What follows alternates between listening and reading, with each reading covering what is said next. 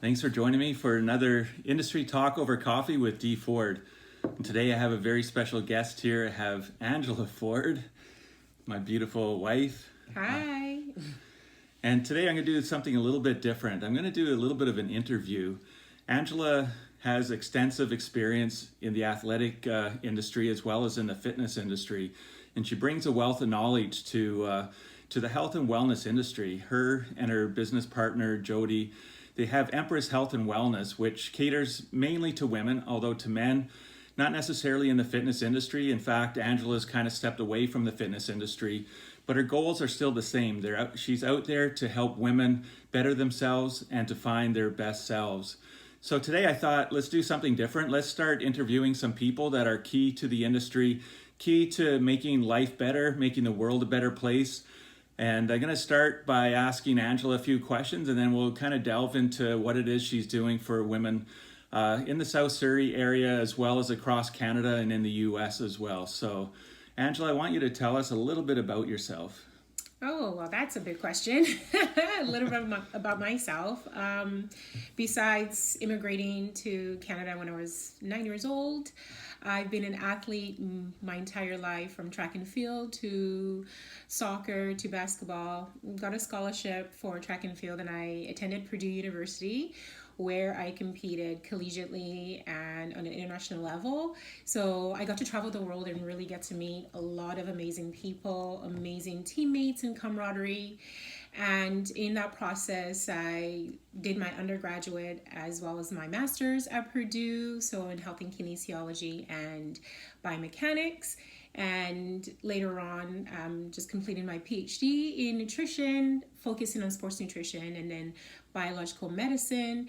So that's the statistics when it comes to academia. But about myself, really, I've experienced a lot in my life. I've experienced, abused by a family member, and really sort of used that as my driving force to really step into the role of what I'm doing now with opening Empress Health and Wellness.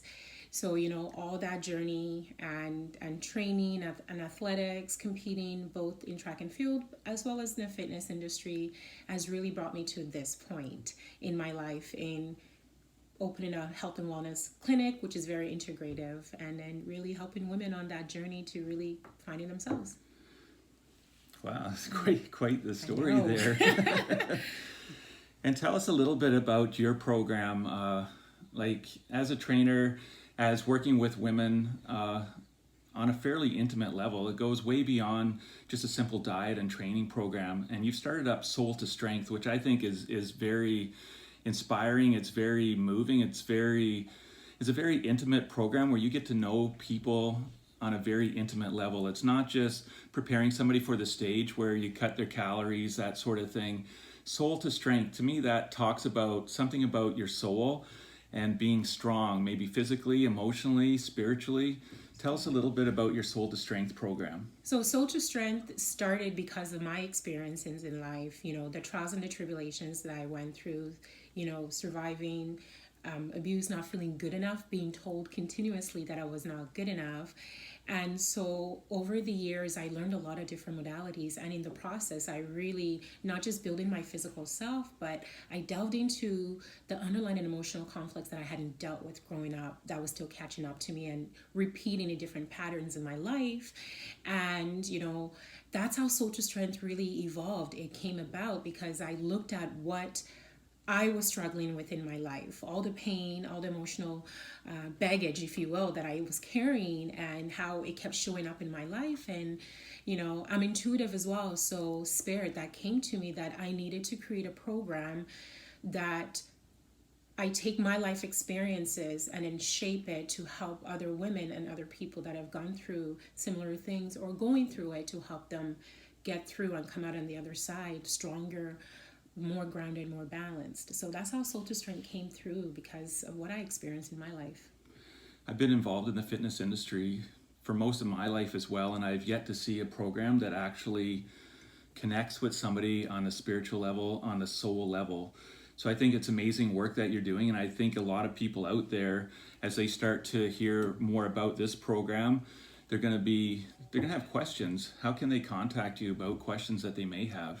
So there's two ways you can contact me. You can absolutely call me at Empress Health and Wellness at 604-385-4883. And then you can email me at support@soul2, and then it's the number 2 strength.com. So those are two ways that you can get a hold of me and we can get you started. Nice. So let's go back to soul to strength. What's the importance of developing your soul strength? You know, that question, I think a lot of people don't really know how to start with that. The importance of developing your soul strength is really getting inside. Really, the soul is ancient. The body is in which we see is young, the vessel. The soul has been around and has existed for multiple lifetimes, millennia, infinite. So the importance of developing your soul strength, because when you develop that, you can move through anything that life hands you. You can move through any trials, you can move through any pain, any disappointments. However the trials present themselves in life, because life is a journey, developing soul strength and connecting with your soul strength will give you the foundation and the strength to move through and be able to still connect with your life, connect with what it is you're here to do, and do it to the best of your ability, to the best of your form, because everybody here has a role. Everybody here has a purpose. So when you develop that soul strength, your purpose becomes evident. Your purpose becomes intrinsic. And then from there, you can move through so many. You can move mountains. You can climb mountains, come back at the top and take a vantage point and really see something bigger than just what's in front of you. Very good. And how often do you think it's the soul, the spirit, that limits us in what we see physically, what we see emotionally, how we feel about each day? Actually, it's not the soul that limits us, it's the physical body. We don't connect with our souls enough. We don't connect with our higher self enough. The soul always there for your highest good. It's allowing yourself to go deep and to connect with the soul. The soul always has your best interest at heart, and spirit will always show you that if you allow that. So the physical ailments that we experience, the physical trials that we experience, the soul knows how to heal. The body just has to allow it to do its job. And sometimes you just need a little help. And that's where you That's come where in. I come in. So from your experience, what would be some of the common blockages that you see? I know a lot of times people go and they cut their calories, they hit the gym really hard, they do those sort of things. But there's other blockages that, yeah, people can maintain that for a certain period of time. However, they don't always see the results that they're looking for. And they may, over a 16-week period, when they're getting on stage, they cut everything. But how would you, like, what blockages do you see in women that kind of limit them on hitting their best life, having their best life, being happy all the time, being happy with who they are, physically, emotionally, spiritually? Well, you definitely touched on most of the big key points. On the other side of it, which is where I look at, is the body gives you the physiological markers. So the training, the eating, the growth, the losing the weight. But fundamentally, you have to look at the underlying emotional conflicts. Emotions dictate so much.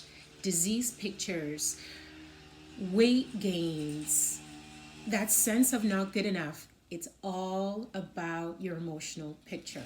So that's one of the biggest things that I look at, I address in all my programs, whether it's getting somebody ready for stage or it's the soul to strength, revamping and showing up as the best on purpose self. That is the biggest blockage I look at, that underlining old unresolved emotional conflicts that are creating ailments and blockages in the body. And that goes across the board, physiological, mental, you name it.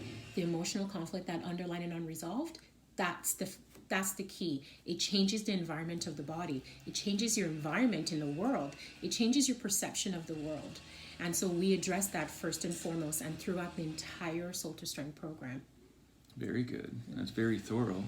What kind of tests do you do to find out where somebody is on each one of those different areas?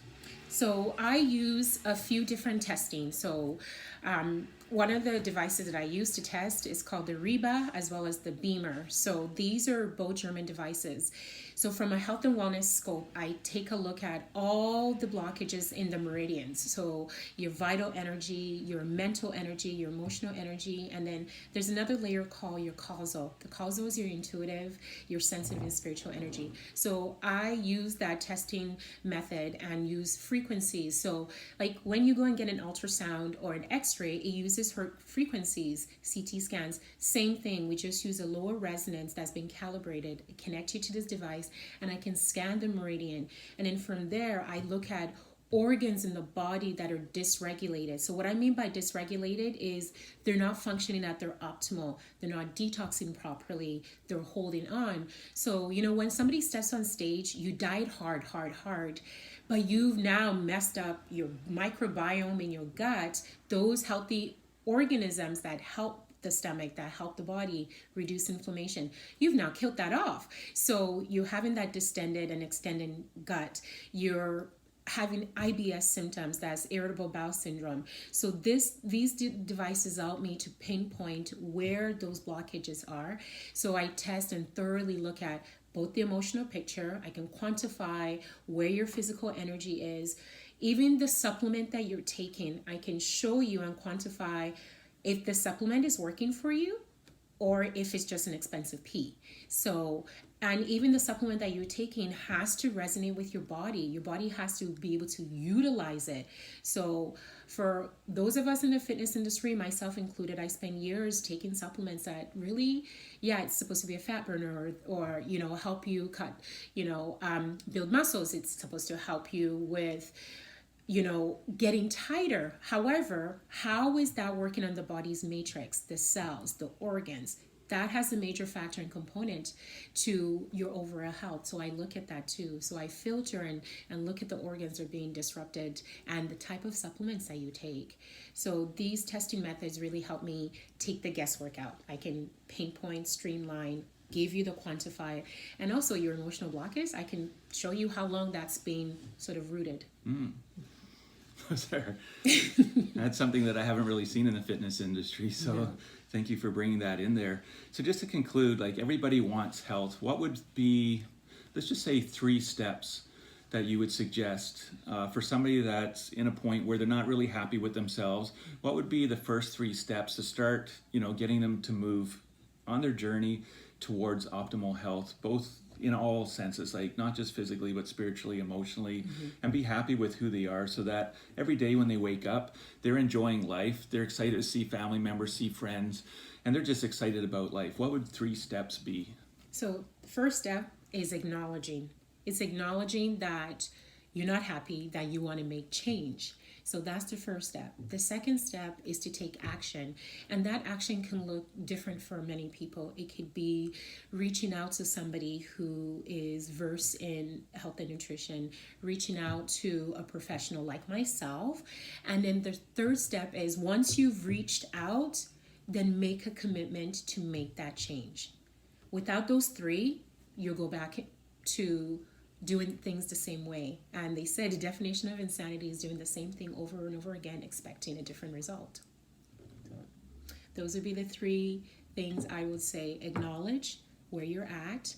2, seek professional or seek somebody who can help you with that. And then the third is the action, and then commit to making that change. Perfect. Well, thank you very much, Angela. I hope you enjoy your tea. Yes. I'm a coffee drinker. Yeah. Serenity, that's all about. That's really about not just the tea you're taking in, but it's the energy you're taking in. So make sure that it creates harmony within yourself and harmony within your life.